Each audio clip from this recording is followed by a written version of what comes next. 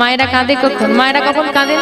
সবাইকে হিন্দু সনাতনে 100 থেকে নমস্কার। সবাই কেমন আছেন কমেন্টে বলে দেবেন। হরে কৃষ্ণ সবাই। তো এই যে লীলা কীর্তন ভিডিওটা দেখছেন না, আমার কাছে অনেক ভালো লাগছে, তাই আমি ভাবলাম আপনাদের কাছে শেয়ার করি। সবাইকে হরে কৃষ্ণ। তাহলে শুরু করা যাক। যখন দুঃখ হয় তাই না? তাই এখানে কি আপনার সঙ্গে আমি ঝগড়া করেছি? আপনি কাঁদছেন বসে বসে? করেছি? আমি ঝগড়া করেছি? করিনি তো, তাহলে চোখে জল কেন? হরি বল হরি বল। কৃষ্ণ কথার এটাই তো মহিমা। যত শ্রুতি মূল দিয়ে প্রবেশ করবে শুনছি কানে, চোখে শুনছি, চোখে শুনছি। এখানে মনোরঞ্জনের মতো কিছু দেখানো হচ্ছে কি? চোখে কিছু দেখার মতো নেই, কিন্তু কানে শুনছি। এই শ্রুতি মূল দিয়ে যত কৃষ্ণ কথা অন্তরে যাবে না, দেখবে নয়ন দিয়ে আপনা বাড়ি ঝরে পড়বে। আচ্ছা মা, হরিবাসরি আমরা কেন বসি? গৌর গোবিন্দ কৃপা লাভ করতে তো। কি মা, কৃপা লাভ করতে এসেছেন তো? তা যদি গৌর গোবিন্দ আপনাকে কৃপা করেও দেয়, আপনি বুঝতে পারবেন? বুঝতে পারবেন না। কেন বুঝতে পারবেন না? তাহলে কৃষ্ণ যে কৃপা করেছে, ভগবানের যে কৃপা হয়েছে, বুঝবো কি করি? যেদিন কৃষ্ণ কথা শুনতে শুনতে তোমার নয়নে বাড়ি আসবে, যেদিন কৃষ্ণ কথা বলতে বলতে তোমার নয়নে বাড়ি আসবে, যেদিন কৃষ্ণ চিন্তা করতে করতে তোমার নয়নে বাড়ি আসবে, সেদিন ভেবে নিও গৌর গোবিন্দ কৃপা হয়ে গেছে। কারণ তার স্মরণে যদি তোমার চোখে জল এসে যায়, সেদিন থেকে তোমার চিন্তা আর তোমার নয়, তোমার চিন্তা করবে এবার থেকে সে। নিতাই গৌর হরি বল হরি বল। কারণ এ জগতে ভগবান সব সহ্য করতে পারলেও ভক্তের নয়নের বাড়ি তার সহ্য হয় না। আজকে বিহারী বসে বসে শুনছে, এদিকে পাঠ শেষ হয়েছে, বিহারী পাঠক ঠাকুরের কাছে গিয়ে করজোড়ে দাঁড়িয়েছে। ঠাকুর, কিরে বাবা, কিছু বলবি? ঠাকুর, তোমার কাছে একটা কথা জানার আছে আমার। কি কথা বাবা? তার আগে বল তোর নাম কি? আমার নাম বিহারী। বাহ, ভারী মিষ্টি নাম। বল কি জানার আছে আমার থেকে? না ঠাকুর, আপনার কাছে আমি শুধু এটুকু জানতে চাই, আপনি যে কৃষ্ণের কথা বললেন, যে কৃষ্ণ নবলক্ষ ধেনু, 24 জন সখা, সেই কৃষ্ণ কি আজও গরু চড়ায়?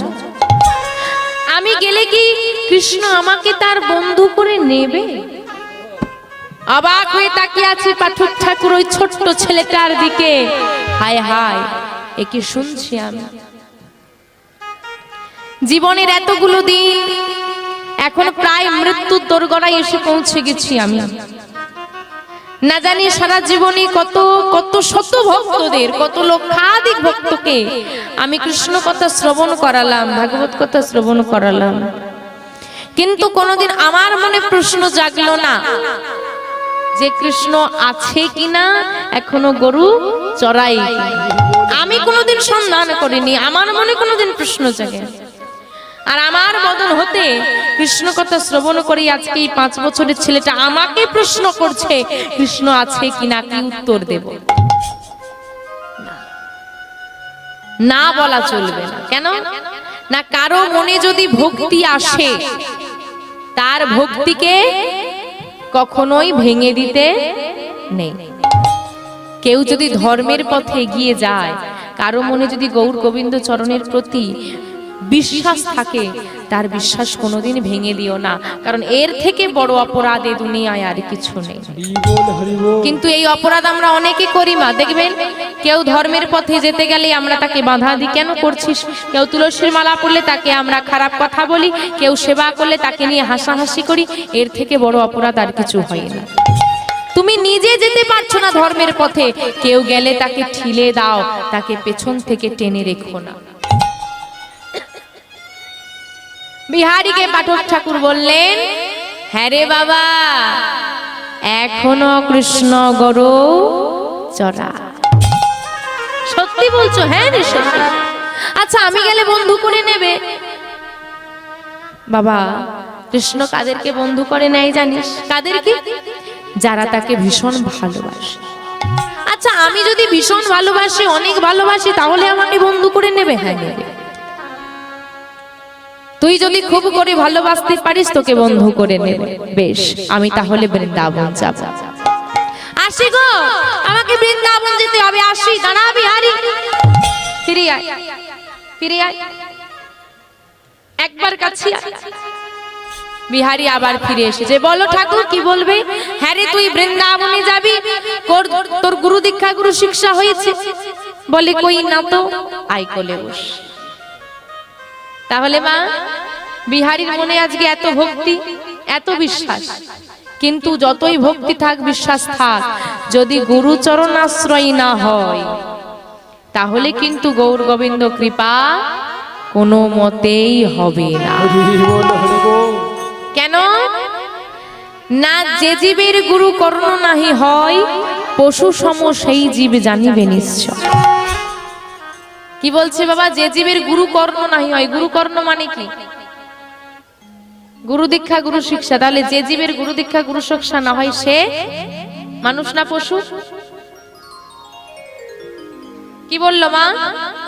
যে জীবের গুরু কর্ণ নাহি হয়, পশু সম সেই জানিবে নিশ্চয়। বিহারীকে কলি বসিয়ে শ্রুতি মূলে কৃষ্ণ নাম দিলেন। তাহলে আজকে পাঠক ঠাকুর হয়ে গেলেন বিহারীর কি কে হয়? গুরুদেব। আমা, দীক্ষা নিলে গুরুদেবকে কি দিতে হয়? গুরু দক্ষিণা। বিহারী গুরু দক্ষিণা দে। বিহারী বলছে বাবা আমার কাছে তো কিছু নেই, কি দেব তোমায়? বলে কি দিবি? শোন বিহারী, আমি তোর কাছে টাকা পয়সা চাই না, অন্য কিছু চাই না। তুই যে বৃন্দাবনে যাবি, যদি কৃষ্ণের সঙ্গে তোর দেখা হয়ে যায়, তাহলে তোর কৃষ্ণকে একটু বলে দিস শেষ দিনে যেন আমার হাতে ধরে পারাপারটা করে দেয়। এই হচ্ছে আমার গুরু দক্ষিণা। বেশ, আসি গুরুদেব। আজকে গুরুদেবকে রেখে দিয়ে চলে গেল বিহারী ঘরে। মা, ও মা, কোথায় গেলি মা? এই তো। কিরে, কি বললেন তিনি? ও মা, বৃন্দাবনে কৃষ্ণ আজও গরু চড়ায়, বিদায় দাও, আমি বৃন্দাবনে যাব। বৃন্দাবন যাবে? সে তো অনেক দূরের পথ বাবা। না না, আমার কথা শোন বাবা। আর কৃষ্ণ গরু চড়ায় না? হ্যাঁ মা চড়ায়, আমি খোঁজ নিয়ে এসেছি, আমি জিজ্ঞেস করে এসেছি। আমি বৃন্দাবনে যাব মা, বেঁধে রেখো না আমাকে এ সংসারে, বিদায় দাও মা, আমি বৃন্দাবনে যাব। ও মা, যদি কোনো মায়ের, আজকে বলেন দেখি মায়াবতী মায়ের কেউ কি আছে সংসারে আর বিহারী ছাড়া? কেউ তো নেই, স্বামীও নেই। হ্যাঁ রে বিহারী, তুই ছাড়া আমার আছে টাকা, তুই ছাড়া আমি কাকে নিয়ে বাঁচবো? তুই চলে গেলে আমাকে মা বলে কে ডাকবে? তুই চলে গেলে আমি কাকে জড়িয়ে ধরব? বিহারী, তুই ছাড়া যে জগতে আমার আপন বলতে আর কেউ, ছেড়ে যাস না বাবা আমার। বিহারী, আমায় ছেড়ে চলে যাস না বাবা। মা, আমি কি তোমাকে জনমের মতো ছেড়ে যাচ্ছি? আমি গিয়ে তো আবার ফিরে আসব। জানো মা, জানো, একবার যদি কৃষ্ণের সঙ্গে আমার দেখা হয়ে যায়, কৃষ্ণের সঙ্গে বন্ধুত্ব হয়ে যায়, দেখো মা দেখো, আমাদের আর কিন্তু কোনো অভাব থাকবে না। ও মা, এই জগতে কিন্তু সবাই আমরা অভাবের মধ্যে আছি, তাই না? টাকা না থাকলেই কি শুধু অভাব হয়? যার টাকা আছে তার হয়তো সুখ নেই, তার ঘরে সুখের অভাব। কারো টাকার অভাব, কারো সুখের অভাব, কারো শান্তির অভাব। অভাবই কিন্তু আমরা সবাই। তোমার টাকা থাকলে অর্থের অভাব তো মিটে যাবে, কিন্তু সুখ কি পাওয়া যাবে? না। এ জগতে টাকা বড় প্রয়োজন নয় মা, কারণ টাকা দিয়ে সুখ কেনা যায় না। আমরা তো টাকা সঞ্চয় করি। কি বাবা, বাবারা তো অনেক রোজগার করে সঞ্চয় করে ব্যাংকে রেখেছেন। বাবা, মৌমাছি ফুল থেকে মধু নিয়ে এসে মৌচাক তো তৈরি করে, কিন্তু মধু ভোগ করতে সে পারে? আমরা সঞ্চয় করি, রেখে দিই, কিন্তু ভোগ আর আমাদের দ্বারা হয় না, অন্য কেউ ভোগ করে। তাই টাকার পিছনে না ছুটে সুখ সঞ্চয় করো, নামের মধ্যে থাকো, সুখে থাকো। বিহারী আজকে বলছে আমি যদি কৃষ্ণের কাছে চলে যেতে পারি না মা, আমাদের সব অভাব মিটে যাবে। কি অভাব? সব অভাব, সমস্ত অভাব, সব অভাব মিটে যাবে, কোনো অভাব থাকবে না। কারণ এ জগতে কৃষ্ণ ধনে যে জন ধনী হয়, এ বাস্তব জগতের ধনী নয়, কৃষ্ণ ধনে যে জন ধনী হয় তার কোনো অভাব থাকে না। বিদায় দাও মা, মায়ের কোল ছেড়ে ছেলে চলে যাবে। মা বিহারীকে জড়িয়ে ধরে বলছে, বিহারী আমি তোকে কি করে বিদায় দেব? এ জগতে আমার কেউ নেই, তোর বদর বানিয়েছি, আমি বেঁচে আছি, তুই চলে গেলে আমার কি হবে? কাকে দিয়ে থাকবো? দয়াময়, সব তো কেড়ে নিলে জীবনে, বিহারীকে দিয়ে তাও কেড়ে নেবে। তুমি যদি জানতে আমার থেকে আমার সন্তানকে ছিনিয়ে নেবে তাহলে কেন দিয়েছি? দিয়ে ধনে কেন কেড়ে নেবে? দয়া মা, আমি তো আবার ফিরে আসব।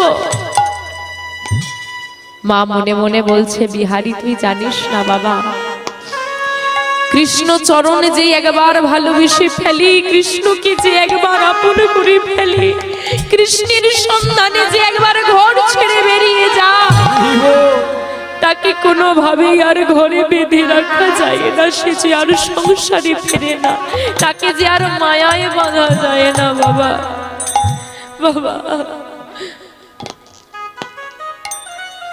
যাস না আমায় ছেড়ে। পদকর্তা এক পাশে দাঁড়িয়ে বলছে, মা যেদিন তোমার ছেলে জন্ম নিয়েছিল সেদিনই তুমি তাকে গোবিন্দ চরণে দান করে দিলে। যেদিন সে কিছু বুঝতো না সেদিন গোবিন্দ চরণে দিয়ে দিলে। আজ যখন প্রকৃত গোবিন্দ চরণ পেতে চাইছে তুমি বাধা দিচ্ছ মা। বাধা দিও না মা, কৃষ্ণ চরণে যদি কেউ পেতে চায় তাকে ধরে রাখতে নেই, বিদায় দাও। আজকে মায়াবতী মা দয়াময়ের কাছে করজোরে বলছে, দয়াময় তুমি যখন ডাক দিয়েছো সন্তান, আমার সন্তানকে চেয়েছো, নাও তুমি তোমার সেবায় নাও। তবে তোমার কাছে আমার এই নিবেদন, এই জগতের কিছুই আমার নয়, পুত্র সন্তান স্বামী কেউ আমার নয়, কেউ আপন নয়, সবই তোমার। কিন্তু 10 মাস 10 দিন এই গর্ভে তো ধরেছি, জন্ম তো দিয়েছি, তাই এতটুকু হলেও তো আমার অধিকার আছে। সেই অধিকার বলে তোমাকে জানাই দয়াময়, আমার থেকে দূরে করে দিচ্ছ, দাও বিহারীকে। আমার থেকে দূরে নিয়ে যাচ্ছ, নিয়ে যাও, কিন্তু যেন তোমার থেকে কোনোদিন দূরে করে দিও না। তুমি সর্বদা বিহারীর সঙ্গে থেকে বিপদে পড়লে পাশে বিহারী চলে যাবি বাবা, জানি না আর কোনোদিন তোকে কাছে পাবো কিনা, কোনোদিন আর তোকে আদর করতে পারবো কিনা, তবে আয়, শেষ বেলায় তোকে সুন্দর করে সাজিয়ে দিই। বিহারী আজ চলে যাচ্ছে, বিহারীকে সুন্দর করে মা নিজের হাতে সাজিয়ে দিচ্ছে। কেমন করে গো? মাতারে বদন চুমিয়া ভালে টিপ দিয়া, কাজল পরাই দিল, মাতার বদন চুমিয়া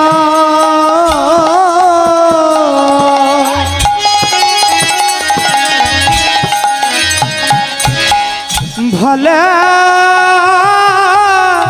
টিপ দিয়া,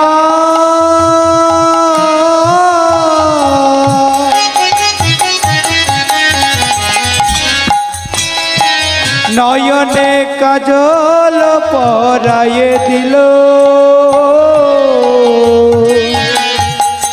মাতার বদন চুমিয়া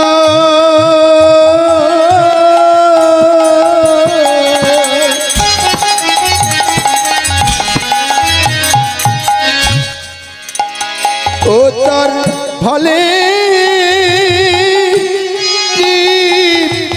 দিয়া,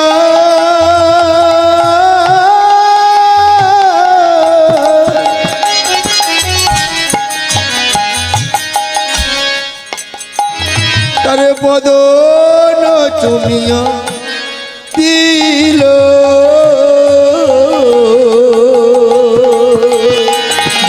তোর অধর বয়ালি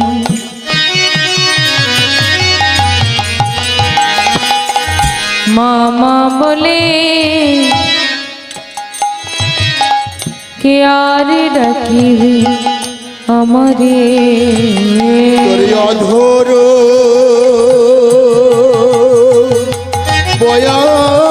বয়ানে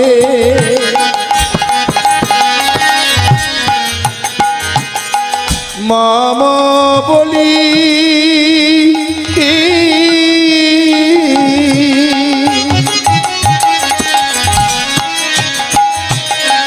কে আর ডাকিবে আমারে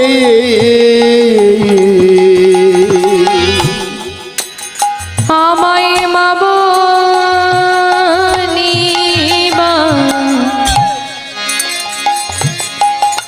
বাছারে আরে কে হানা আমায় বাবা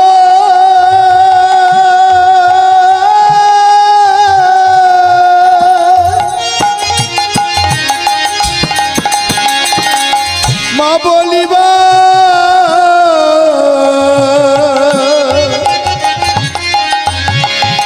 বাছারে আর কে ও না আমায় মা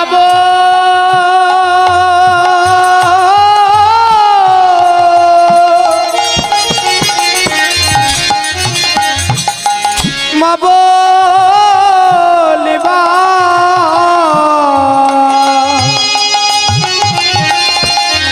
আর কে হো না তুই যে আমার নয়নমণি আমায় মা বলিবা ওরে আর কে হো না তুই যে আমার নয়ন নিধি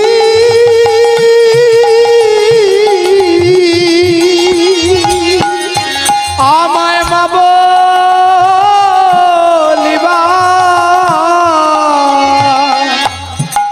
বিহারি আর কে হো না বিহারি আমায় মা বলে ডাকার মতো আর কেউ নেই তুই আমায় কোনোদিন ভুলে যাবি না তো বাবা না মা না তুমি যে আমার গর্ভে ধারিনি মা তোমায় কি ভুলে যাওয়া যায় বিদায় দাও মা মায়ের চরণে প্রণাম করে মাকে পরিত্যাগ করে বিহারি চলে যাচ্ছে বৃন্দাবনের পথে আজকে কৃষ্ণের সন্ধানে বিহারি ঘর ছেড়ে মাকে ছেড়ে চলেছে বৃন্দাবন চলুন আমরাও সবাই মিলে বিহারির সঙ্গে যাব কোথায় যাব বৃন্দাবনে কৃষ্ণ নাম করতে করতে চলুন সবাই মিলে যাব বৃন্দাবনে কিমা বৃন্দাবনে যাবে তো কারা কারা বৃন্দাবনে যাবে না একটু হাত তোলো দেখি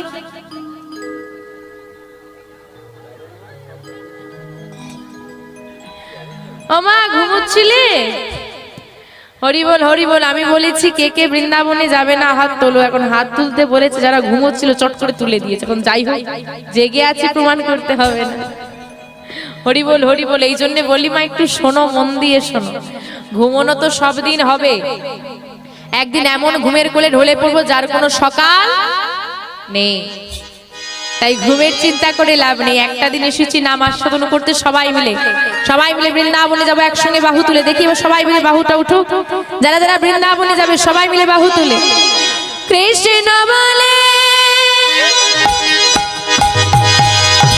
বাহু তুলে চলো রে বৃন্দাবনে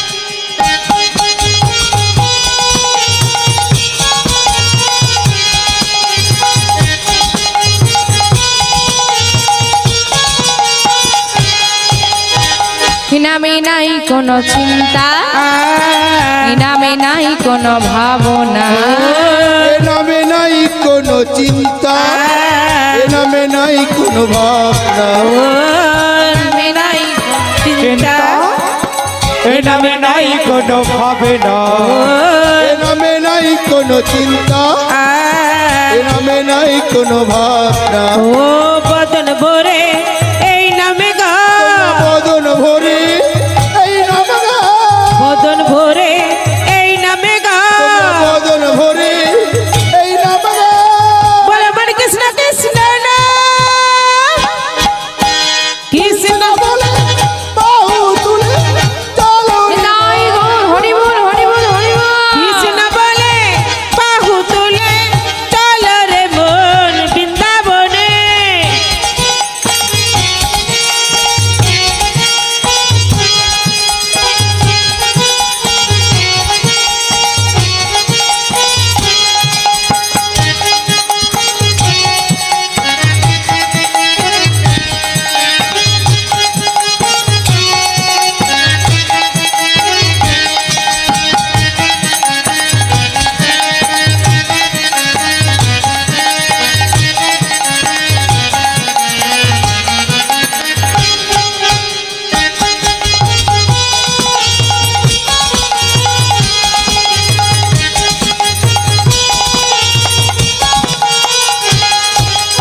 এই নামে নাই কোনো ক্লান্তি, এই নামে আছে শুধু শান্তি, এ নামে নাই কোনো ক্লান্তি, এ নামে আছে শুধু শান্তি, এ নামে নাই কোনো ক্লান্তি, এ নামে আছে শুধু শান্তি, এ নামে নাই কোনো ক্লান্তি, এ নামে আছে শুধু শান্তি, ও বদন ভরে এই নামে গা, বদন ভরে এই নামে গা, বদন ভরে এই নামে গা, বদন ভরে এই নামে গা, বলে বলে কৃষ্ণ কৃষ্ণ না,